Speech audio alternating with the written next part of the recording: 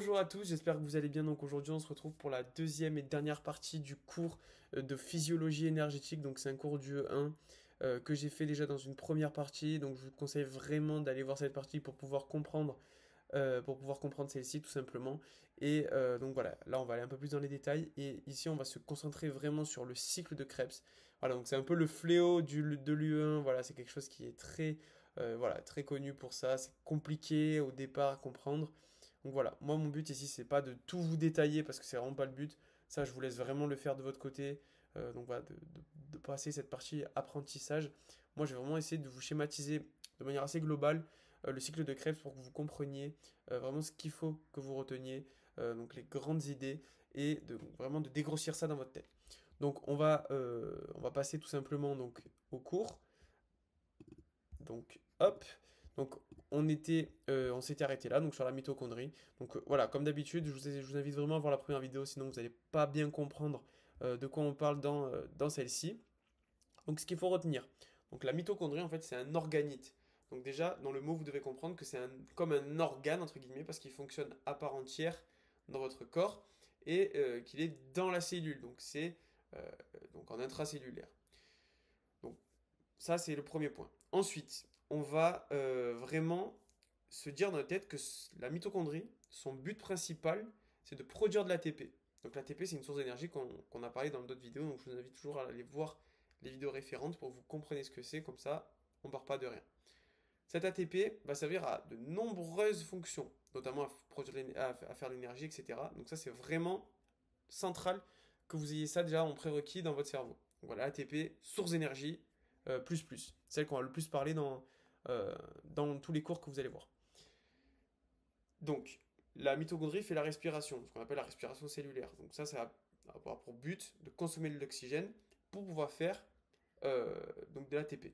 L'ATP, on va le voir parce que dans le cycle de Krebs, donc ça c'est quelque chose que vous parlez, ça va être réalisé dans la mitochondrie. Donc voilà, on a dit que le cycle de Krebs se déroulait dans la matrice mitochondriale.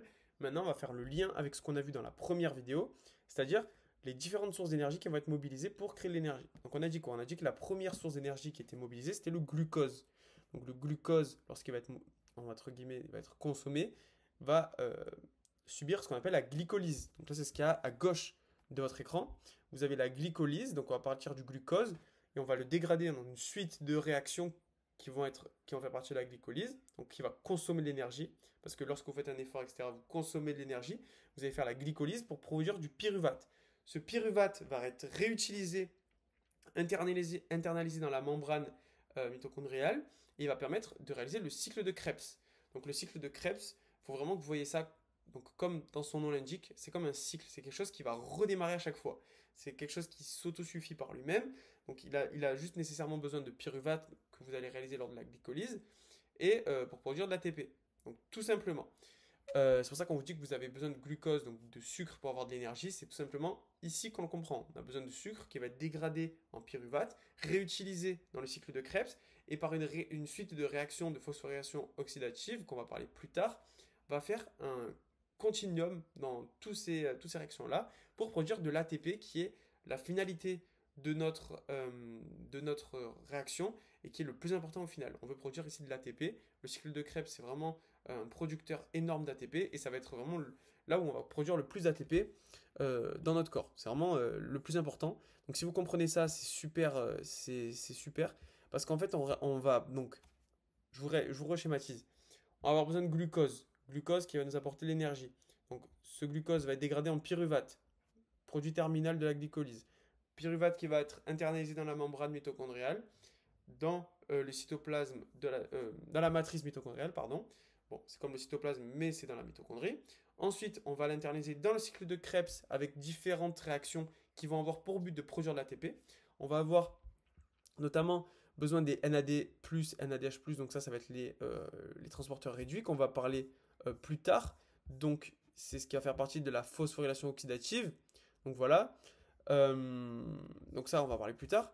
Et toutes ces réactions-là auront pour but de faire de l'ATP qui va être stocké ou utilisé, et ça va être notre plus grande source d'énergie. Donc ça, c'est super important. Donc ça, voilà, moi je l'ai appris vraiment, ce schéma est super pour comprendre tout. On a, on a vraiment ça comme point de départ. Donc le cycle de Krebs, ça c'est pareil, c'est par cœur. Vraiment, il faut que vous le mettiez vraiment de partout dans votre chambre, que vous le connaissez par cœur, parce que ça, c'est vraiment la base. Même après, on s'en resserre pour les différentes études que vous allez faire. Dans différentes filières, vous allez forcément vous en servir. Donc je passe cette explication. Et en fait, on va parler donc de la phosphorylation oxydative. Donc ça, c'est ce qui se passe dans la membrane mitochondriale.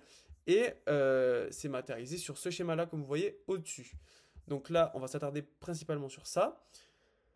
Donc, on va avoir dans la membrane interne de la mitochondrie donc des transporteurs d'électrons.